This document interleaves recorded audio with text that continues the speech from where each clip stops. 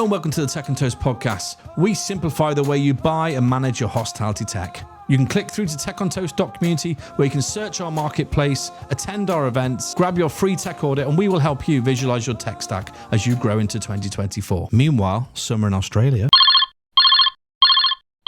Hey, Lou, do you think we should sponsor the Tech on Toast podcast? I mean, I really like Chris and I really like what it's all about.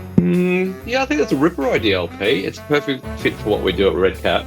I mean, I agree. I'm just not sure how we get our message across around like Red Cat specializing in multi-site groups, like cafe groups and fast casual groups and QSRs and all that. Maybe we mention some of our customers like Nando's in Australia, New Zealand, the restaurants at the Aussie Open, Boost Juice International. I mean, they've got over 700 sites. Hang on. I think that was the sponsors. This is the Tech on Toast podcast. Enjoy the show. Welcome to the next episode of Tech on Toast podcast. And I am delighted, as you can tell by my voice, to be joined by Ruth Carpenter, Head of Marketing at Pizza Pilgrims. Hello. You're the first person I've used the button for. There you go. Hello, Ruth. How are you? I'm good. How are you? I'm good. Welcome to Brewdog. And what do you have in front of you already, Ruth? A beer, of course. It's 2:28, Ruth. Gavin, I hope you're not listening to this. If Gavin was here, he'd probably be with you, wouldn't he? He'd be 10 pints deep. Okay, good. Well, we've been having a little pre-chat before we come on, and you're busy, right? You've been doing a lot. Pizza Pilgrims popped up in a few places recently. What have you been up to? We just opened in Leeds before Christmas. Can you remember the opening party? Absolutely not. It was the best party we've ever thrown. Yeah, my mate Clive, who I used to work with at Carluke Shows, we were both area managers together, had a great time. He said it was messy. Is this an accurate description? Yeah. Where have you opened in Leeds? Just on Boar Lane. Boar Lane. Oh, it's right cool. opposite. Boar Lane's cool. One. It was very, very cool site. Wow. And is it doing well? How's it going? Smashing it. Of course. Before Christmas, we were straight into 30k weeks, Wow. which is unheard of for most And new testing sites. probably for the team that have just opened it, or are they coping okay? No, actually coping really well. So with every new opening now, we've got an amazing training team. They come to London and have 2 weeks training in our academy in Camden. And I've been there. It's cool, right? It's very cool, yes. And then they head back to Leeds and then have another 2 weeks training with their managers, learning all about our food supply, exactly why we do things at Pilgrims, like making sure that steps of service are like ingrained in their DNA. Indoctrinated. Is that what they're like, basically brainwashed into the Pizza Pilgrim way? Oh, we get them in the fold. And then they even get a day in London to meet all of us crazy lot at Pizza Place. Yeah, that would probably be that. You might need 4 weeks prep just for that day. Yes. Yeah, you're definitely an eclectic bunch. I mean that in a nice way. Everyone I meet from Pizza Pilgrims are cool. And you've had an interesting career, right? You've worked for some cracking brands. Tell the listeners a little bit about your journey. So I was actually an artist before I went into Were you? I into didn't know marketing. that. Yeah, I was a sculptor. I get that. The world's worst sculptor. I made fuck all money. So quickly I had to rethink my career. How long were you sculpting for before you realised you weren't good? About 2 years, and Oh, I that's a made long- about £5. What's the best thing you sculpted? Weirdly, a sundial. That is weird. Sculpture. Like one you that- put in your garden that points the Basically, sun. it was like a woman laying down, and as the sun moved in the day, she did a little dance and then resat. Okay. Yeah, A niche I got product. paid for that one. Oh, you did got paid for that one. That was my only paid piece of work. Oh. And how did you end up in marketing from there then? Well, quickly I realised it wasn't the career for me. Yes. And I basically sent an email around to every single agency I could think of and begged them for a job. I worked for a lighting designers where I was making lights, and then for people like Hawksmoor actually. And then, I see where we're going here now. Right. and then I was doing marketing on the side for new pitch decks for new clients. And why is that? Do you have? Because I love marketing people. I think they're really. I love creatives, and I think obviously you're a creative because you're a sculptor, former sculptor, yeah, loosely. And did you have that skill in you? Did you? Is that something you've got? You've got a bit of creative talent. You understand what people want. Marketing's all about that. yeah, I am really interested with like the stories behind things, Yeah. which is probably what led me to my first role in hospitality, which Where was was that? Dishoom. Starters, you mean to go on? It was a good one. And I looked after all their internal brand comms. Wow. So making sure that everyone that worked at Dishoom felt like they were really part of the same mission and loved their jobs. So big part of my role was to make sure that we landed as close to number 1 on the Times Top 100. Nice. And then quickly, like, I wanted to get involved in more creative projects. So the new opening in Kensington, Manchester. And then I kind of hit ceiling, went and left Assume, which everyone thought I'd lost my mind. How dare you? Went to D&D London for a year. Oh, we like D&D, yes. Yeah. Then lockdown hit. I took redundancy, like most of the industry. And then had 6 months furlough before that. So I basically made preparations to go freelance. And then I started working for Curb, the street food agency, and then worked for them freelance for 6 months. Got seduced by their mission and then went and worked in-house as their like marketing boss. That happens a lot, I think. I think a lot of marketing consultants end up falling in love with what they're doing and then, get tricked into working for them. The only interesting project, and I loved Petra, so it was just like a good time. And then I left there. I went to Pizza Pilgrims. And I know everybody knows about Pizza Pilgrims. You guys are a well-established brand, but and I think the cool kids, right? Is that fair to say that you sit in the cool kid bracket? Well, I can say that. You probably can't say that. You don't. You don't. Not like the cool pizza kids. I think we're quite comfortable in our own skin, and therefore don't try and be cool. But we found a niche. We are cool. Yeah, no, I agree. Cool. No, that's what I think I was trying to say. Actually, that you do have a niche, don't you? You do sit on your own in that little bracket, don't you? I can't think of any that I would put in there with you. Oh, that's nice. It's good. It means you did your job properly. That's good. I'm too humble. I can't ever give myself compliments. Okay, well, I think it's great. And Ruth arrived here today with some, look, I've got these. What does that get me? Free pizza. Hey, good. Okay, Ruth can stay. Very cool. And I think the hospitality business side of it, how much, because obviously you come from a marketing angle, how much are you involved in ops? Or, because we always have this, I always have this, when I say involved, how much do you understand what they're having to achieve versus what you're doing? Yeah, we're really open with what we're all working towards. I think with Pizza Pilgrims, it's the first time we've really worked in a brand where you are so open and you share all your problems and you problem solve in your own project spaces, so you're not working in silo. So yeah, we're heavily involved in the ops. I mean, God help me if I was ever in charge of landing something in pizzeria, it would be an absolute shit show. Our ops team are absolute saints. But yeah, we're really open with sharing. We have a weekly meeting where we have all heads of department in there, which really helps just like streamline that back and forth, projects going wrong. And I feel like there's an open dialogue, right? Yes. That you guys can all talk to each other. As I said, my good friend Clive is now working there, and all he does is bang on about how he loves Pizza Pilgrims. We're all in a cult. Yeah, you really are. I don't know what you've done to him. He's very impressed anyway. Tech probably isn't your main focus, right? I'm not expecting you to go in and go, oh, what integration must I do today? But you must work with it. You must come across it. I'm not asking you to love it, Ruth. But what I can't lie about you. I know, that's why I'm not even going to bother, because you won't lie.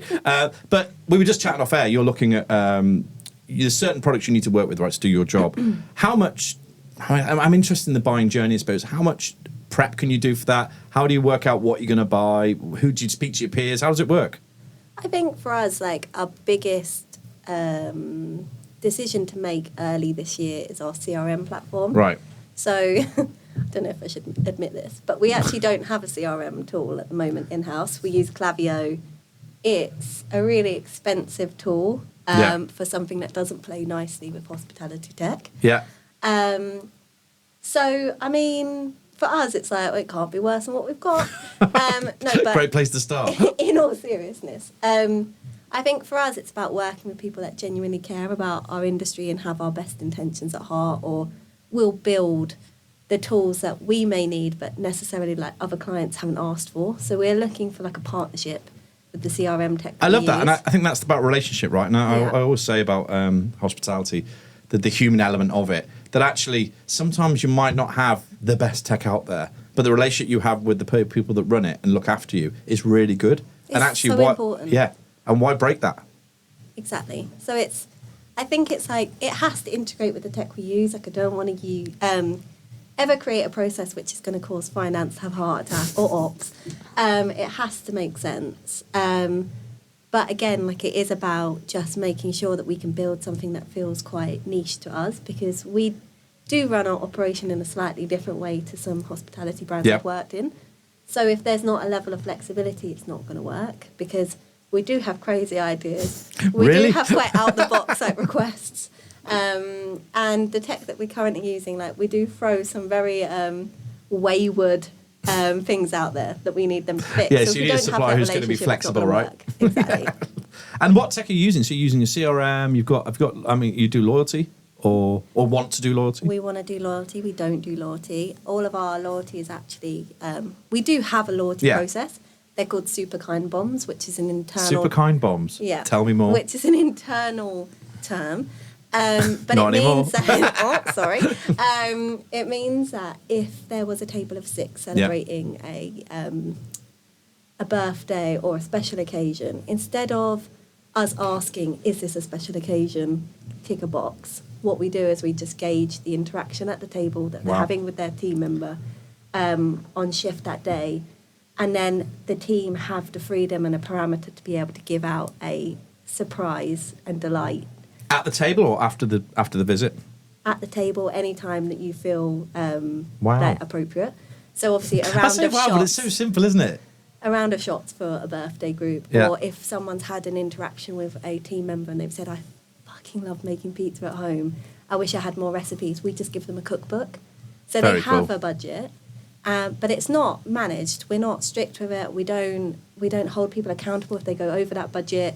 It should be that every single person that dines at Pizza Pilgrims, if appropriate and they're interacting with the team, should get something to give away and think, fuck, that was a really cool meal. I'll always remember that kindness. I love that. But I think that we're at a stage now where we've got 24 pizzerias and it's getting harder to manage, and our team feel less confident in delivering that in a seamless way. Yeah. And I think that we could work harder to really help empower them. Almost like a digital infrastructure around that, so you can still deliver it, but it's supported, I suppose. Yeah, and they feel like, really like, I know what I'm doing now. There's a formal process. We're not very good at formal processes. And when we're getting better, we're growing up. Yeah, but it's not, and I think one of the reasons that you sit in the bracket you sit is because of that. Maybe that it's organic. Yeah, if we lost that mayhem, Yeah. we wouldn't be as loved as we are. No, and It's the magic. There's a few brands, right, that have started out like you did. I actually worked for one of them. I worked for Prime Minister for a number, for 4 or 5 years, and they were and still are actually crazy. Like the two boys that run it are mental. And I think if you took that away, it just wouldn't have the sparkle. It'd just be pies, right? But they have this whole thing about good times with pies. That was an internal phrase that we used to talk about all the time. And it was everything we did, every decision we made is like, is this going to be fun? Is it going to resonate with our people? Are our customers going to enjoy it? And it's that kind of narrative that I think really helps brands grow without growing. Does that make sense? Yeah. We're like, I guess what keeps us all up at night at Pizza Pilgrims is how are we going to keep our independent spirit, that sense of fun, that real sense of humour, I suppose, with everything we do as we get bigger. It's the people you hire, though, isn't it? You've got to bring 100%. that culture. And we did a panel in Hawksmoor in Liverpool with Phil Eales from Honest Burger, and we had a GM from Hawksmoor sit on the panel with him. It was really interesting, and he talked about all the mistakes that he thought he made over the years of building Honest. And he said, the culture changes every time you bring someone in. It's not about, we must have a culture change in June. It's not like that. It's just every time you hire a new person, they've got their own set of personality traits, they've got their own character, and you can just kind of blend them a little bit like a sculpture. Sculpt them in the way they want them to be. But I think we don't define exactly what culture looks like, or we don't define exactly what kind of people we want to hire, because there is such a freedom and sense of fun in having people that are all different and all from walks of life. And like, if you start hiring exactly the same person, then you lose that magic as well. So I think our hiring team do an amazing job of the people that they find. Big up to them. Do they get free pizza as well? Everyone gets free pizza at Pizza Pilgrims. I just want to work at Pizza Pilgrims. This all goes wrong today, which it may well. I'll be applying. And digital marketing, and I know this is your favourite subject. How much do you see it? Because you've been, how long ago was Dishoom? How many years ago was that? I I left about 4 years ago now. So and I think it's developed a lot, right? As in, they're a mega brand now. It's completely different. Yeah, it is, isn't it? And I think the tools that you would have used in that role as well are changing as well, I suppose, into what you do. Even from like bloody Canva, right? Mm-hmm. So I'm not sure if anyone uses Canva in a professional environment, but I've built 4 businesses out of it. so yeah, okay, good. No, I think it's a well-used tool, right? But just the ability to create at a desktop quickly is huge, right, for restaurant teams, because not everyone's got a designer on tap. Is that under your remit? Yeah, so anything from digital marketing to designing menus to the website relaunch that we did recently to paid ads to influencers to PR is handled by 2 people at Pizza Pilgrims. Are you one of them? I am one of them 2 people. Tell me about influencers, because I'm really interested in this as well. How much do you use them, and do you get ROI from them? We do. But I think we've had to work really hard to onboard our team, and we have Rachel on our team, who's our creative marketing manager, who has worked in PR before, so that's massively helpful for me. Yes. But we really looked at who we're inviting in and the strategy behind it and how we can make sure that we're constantly innovating from a marketing level to make it attractive to influencers and media. So it's a big focus for us, and actually we do see ROI, but of course, yeah, it's hard to say. It's hard to measure. X is this. Yeah. And our PR team, bless their hearts, they obviously go, the total reach is 1 million people if it's BBC Good Food. And I'm like, but what's the actual stat of the people that landed on that page, So but for us, it's about making sure that we're hitting a diverse group of influencers that actually opens up the Pizza Pilgrims brand to people that might not necessarily know about us. Because we do have a specific, customer base, which I would love to change. Rip that up, expand it, make it way more diverse, make it way younger. We have so many opportunities that we're looking into this year. Is it quite deliberate? So it's not deliberate, the customer base you've ended up with. It's just that those are the people who love. Organically shaped into around. But has it picked a genre then? Has it picked what do you say, 25 to 35? 25 to 35's white middle class people. Really? Mm-hmm. Interesting, isn't it? Which is obviously absolutely fine, but we have so much more potential to untap. So we had Will and Lauren at Prime Minister. So we knew Will and Lauren, who were real people, who they designed honestly on their demographic on. So Will and Lauren were just graduated university students, first home, probably having a baby on the way, kind of people. Mm-hmm. And literally we had this schedule with all of Will and Lauren. There's a picture of Will and Lauren as well. So they were real humans. I don't know who they are now. I think they're Bill and Ethel. They're getting that old. But Will and Lauren were literally, we used to quote, we'll walk around going, oh yeah, but Will and Lauren would like that. Will and Lauren. And it was mad. But it was, we had an ex-marketing director from Dyson or something who worked for us. And she was so clever with that stuff. I found it riveting that we really, it works, right? When you really focus on that stuff. But it blew my mind. But the fact that yours is organic and you're now discovering who your Will and Lauren are, you need to name them now, by the way. Oh, God. Yeah, well, I don't know. I'll have to think of Ruth names. and Clive, there you go. Ruth and Clive running the show. Yeah, there you go. But it's interesting that you come down that journey and you end up with a target market that you maybe didn't necessarily think it would be. It wasn't intentional. No? I think we always want our pizzerias to be inclusive, right? So we've really invested money into our kids offering this year. We've really looked at how we interact with students, especially with our Leeds opening recently. Yeah, huge student town.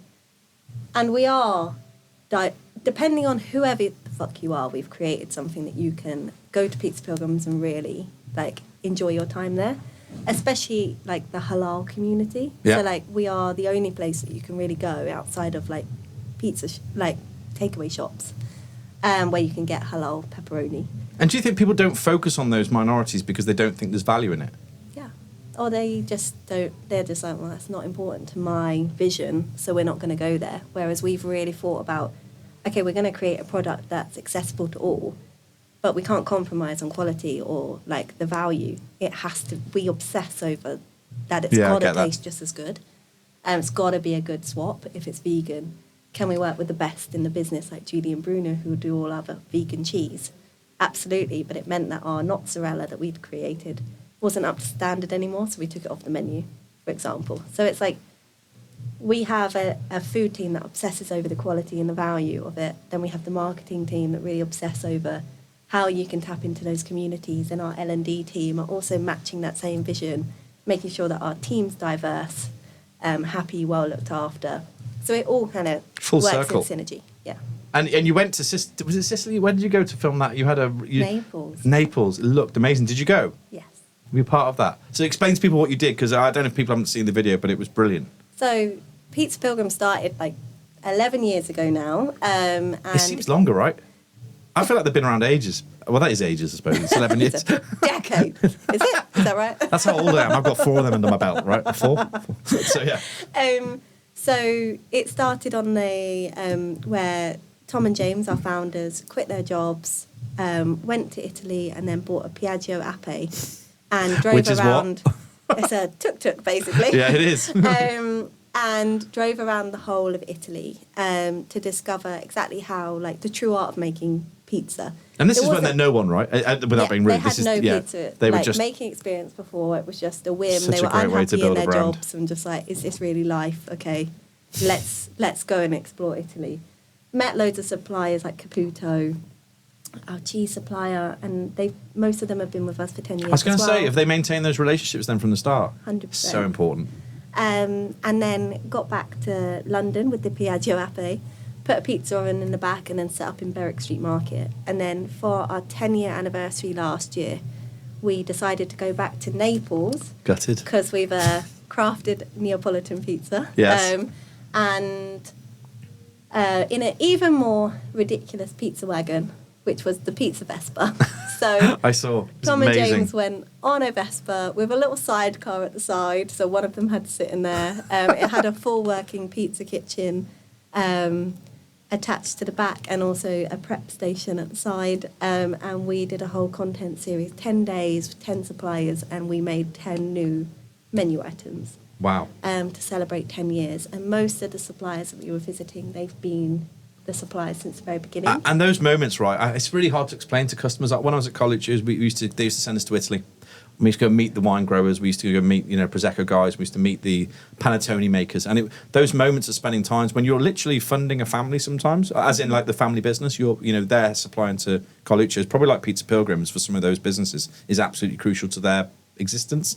And I found those moments like, it's really hard. Yeah, amazing, but really hard to translate back into my normal job. I was going to customers, do you understand what we do? So is that the same for you guys? Is it hard to translate what you see when you're talking to suppliers back into the real world? It was actually part of the reason why we created that as a concept. Yeah. It was over the 10 years, the original story had kind of taken a backseat and got a bit lost. Dissipated. It's more like in the background. Yeah. We weren't actively talking about it. It wasn't in our social posts. We weren't talking about the quality in the supply chain.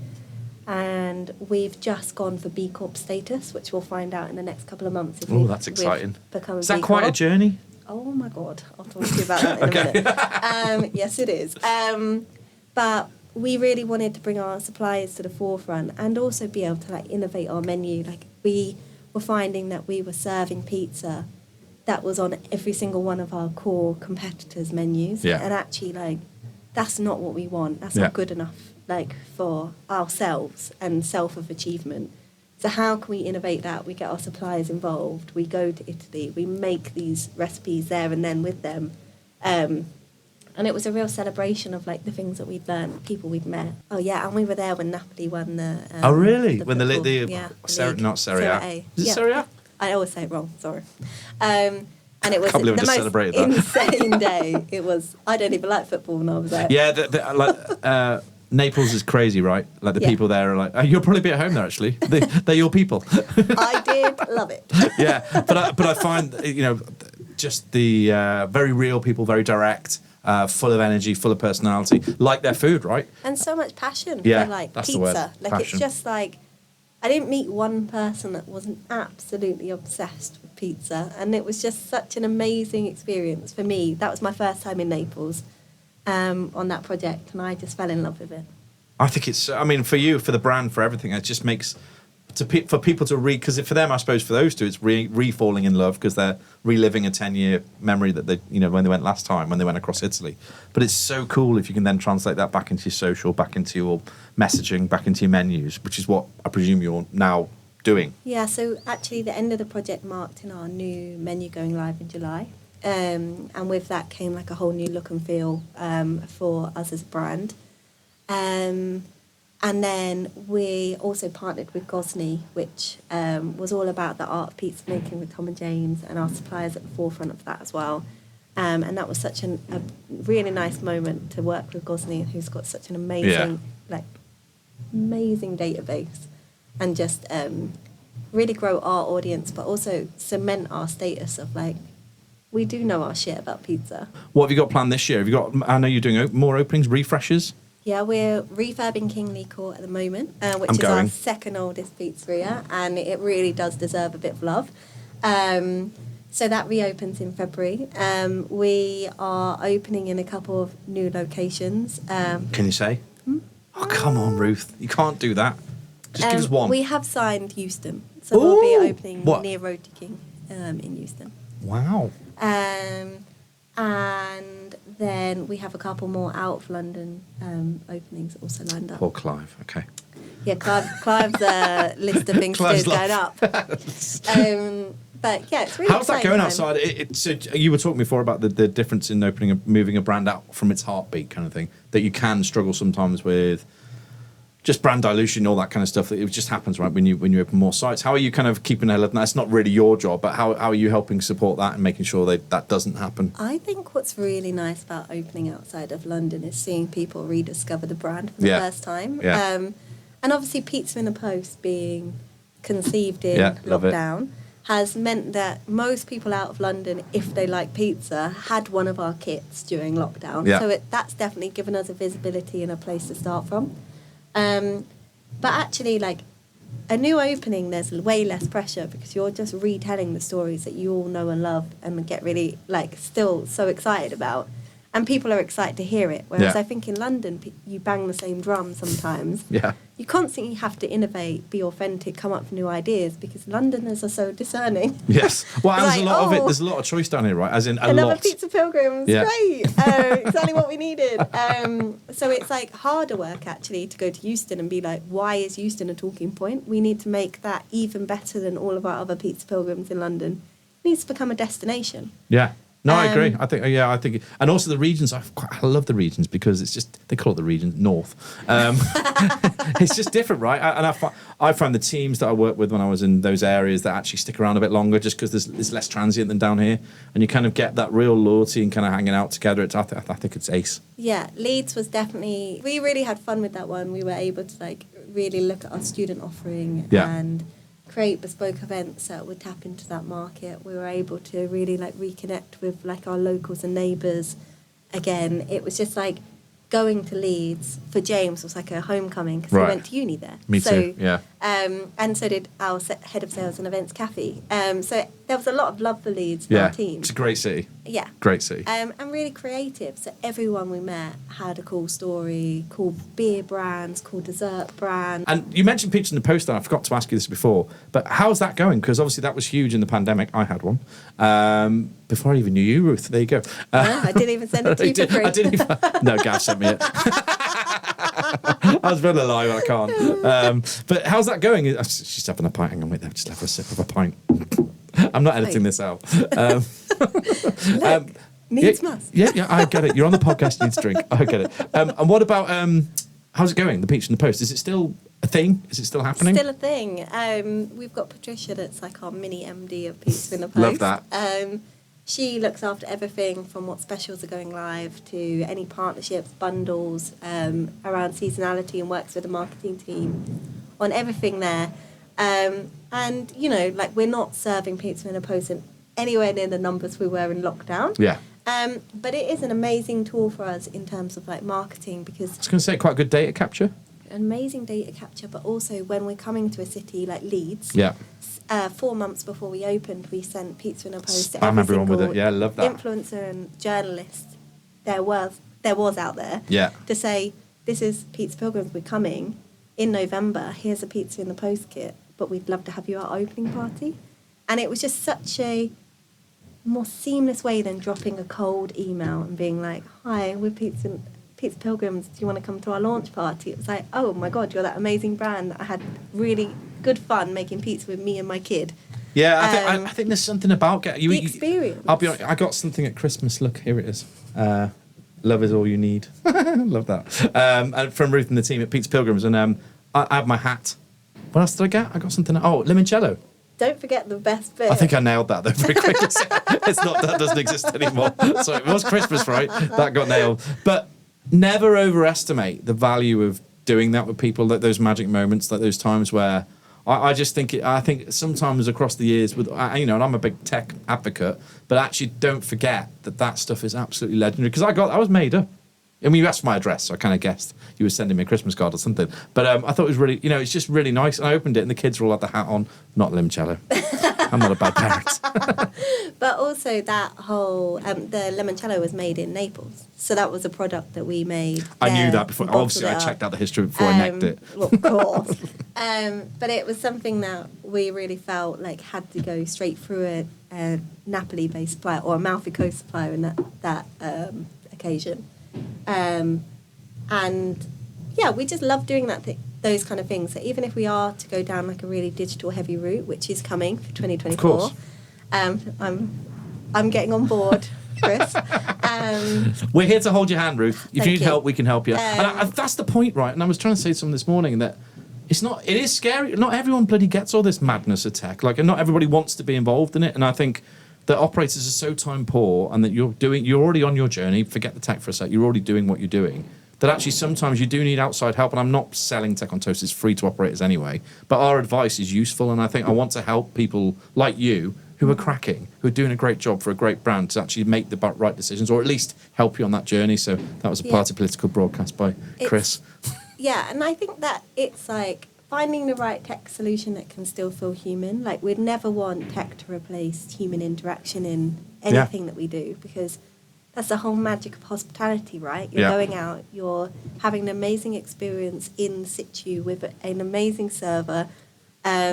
You're getting educated about the pizza. You're seeing the pizza being made by the pizza chefs. Like, you're then getting that interaction of a super kind bomb, if you're lucky. And do you know what I'm doing? I'm taking 6 mates out every night to Pizza Pilgrims till I get one. Celebrating. And there's like this really personal experience when you go to any Pizza Pilgrims, or that's exactly what we're trying to like evoke when you're there. That the tech that we use has to be able to make our lives easier, data capture, making sure that we're segmenting our audiences correctly, not doing it manually like I am right now. I think it's those things, though, you're talking about those little things that are manual for you, which are a nightmare, that you can automate. Yeah. They're the key things, right? More automations, but still keeping our human and playful, like, brand tone. And I would say, I was listening to Nick from Vita Mojo talking this morning on the panel we were on, and Nick was talking really well, actually, about understanding what you want, understanding what Pizza Pilgrims want before you buy anything. I don't care if you're buying a bloody workforce management, CRM, whatever you're buying, that really saying, look, like you've just explained passionately to me then, this is what we do. Don't F it up. Mm-hmm. Don't fuck it. You swear.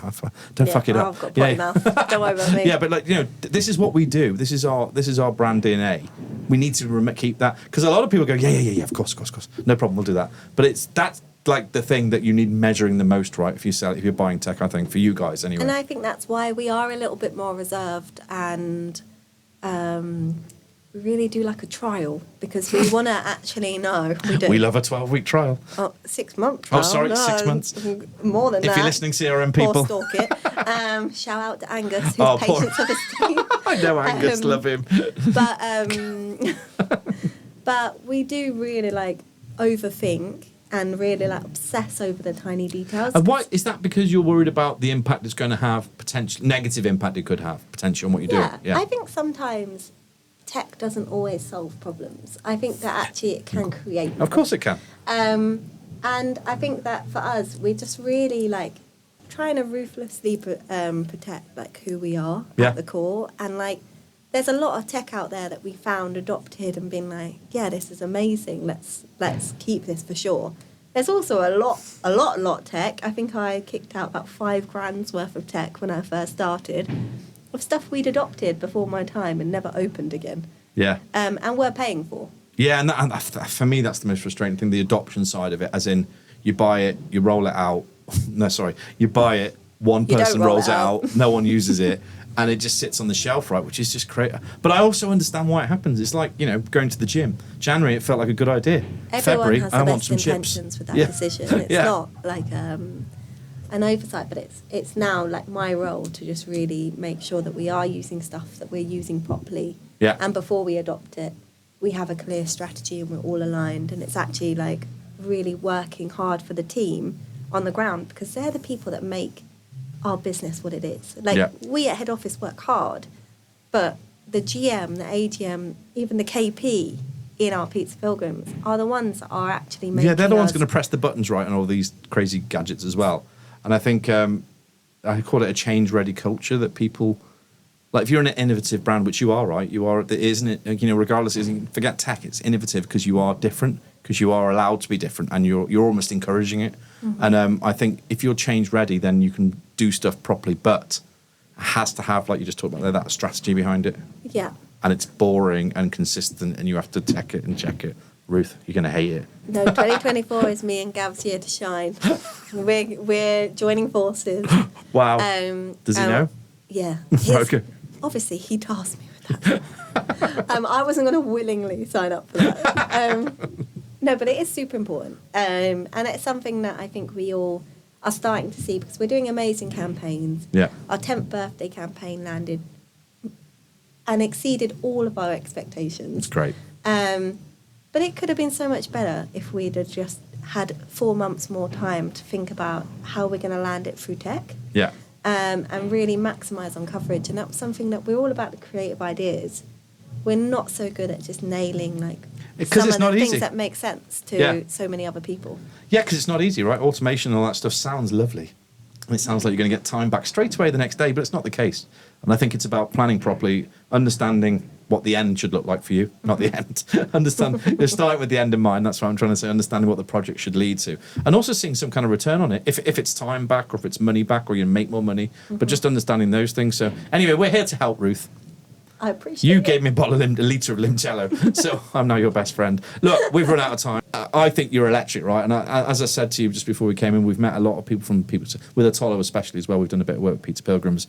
And I think just shout out to Hayley Leanne. And then Tom was on the podcast with Saskia, with the Gen Zers from Pizza Pilgrims. I don't know if you've heard that. It was a really funny episode. Yeah. Where they're talking about staff food, mostly talking about pizza. Yeah, it was really interesting. But I think there's something about it's got magic sprinkles, would you say? A bit like your jacket. It's got magic on it.